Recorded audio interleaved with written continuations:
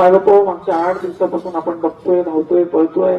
कशासाठी? तर मतदानासाठी नव्हे, आपला हक्काचा माणूस त्या सभागृहात जावा यासाठी.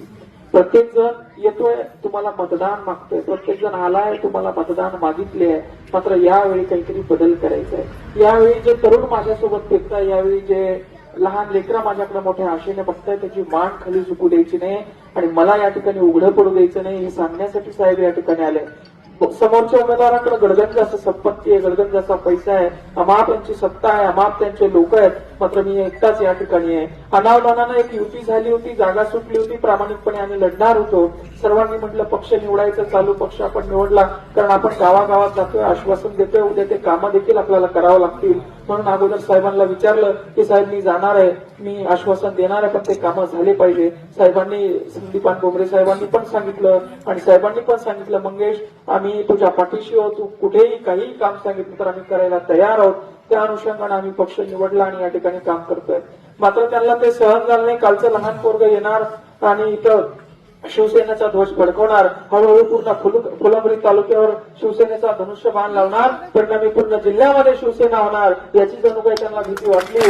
आणि साहेब फक्त 15 मिनिटं बाकी असताना त्यांनी आमच्या पाठीत खंजीर खुपसला आणि युती तोडून टाकली. एका लहान लेकराचं त्यांना भीती वाटली. का? त्या लेकराच्या पाठीमाग हा जनसमुदाय आहे, त्या लेकराच्या पाठीमाग आज माई मावल्या तरुण बांधव स्वतः कष्टाची भाकरी घेऊन फिरताय. आरोप काय करताय माझ्यावर? हा निवडून आला तर कामं होणार नाही, हा निवडून आला तर विहिरी होणार नाही. अरे अधिकारी मला सांगतात मंगेश तुम्हाला 50 विहिरी पाहिजे तर 150 देतो, मात्र बाकीच्या गावचं बोलू नका, तुमचं करून.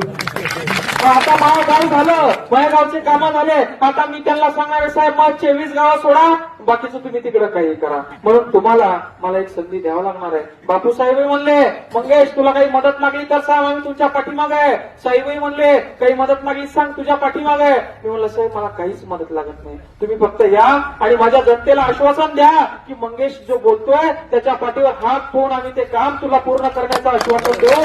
मला तेवढं, मला पैसा नकोय, मला काहीच नकोय, कारण आज जर का मी तुम्हाला पैसे वाटले तर उद्या मी देखील लाचार राहील, उद्या मी ते पैसे कमवण्यासाठी लुबाडी करेल आणि लबाडी करेल आणि ते पैसे कमवेल. ते मला करायचं नाहीये, त्यासाठी मी राजकारणात आलेलो नाहीये. यांच्याकडे गडगंज संपत्ती आहे, जे पैसे वाटताय त्यांच्यावर देखील लक्ष ठेवा. ती समाजाला लागलेली कीड आहे, ते पैसे घेताय, तुमच्या लेकरांचं भविष्य खराब करताय. अरे ते पैसे अंधारात वाटल्या जात आहे, तुमच्या लेकरांचं शिक्षण व्यवस्था व्यवस्थित करण्यासाठी होते. ते पैसे अंधारात वाटताय, ते तुमची आरोग्य सेवा व्यवस्थित करण्यासाठी होती. ज्या गाड्यातून तुमच्या गाड्या जात नाही ना शेतामध्ये दूध घेऊन येतं, त्यावेळी ते रस्ते बनवण्यासाठीचे ते पैसे होते, ते तुम्हाला आणून वाटताय. म्हणून यांना उघडं पाडा, यांना मतदान देऊ नका. मात्र जो तुमच्यासाठी अंधारात कोणात होतात चांगल्या वाईट दिवसात तुमच्या पाठीशी उभं राहतो, मात्र त्याला मात्र उघडं पाडू देऊ नका. एवढीच एक विनंती करतो आणि साहेबांना विनंती करतो की आपण आता या ठिकाणी मार्गदर्शन करेल.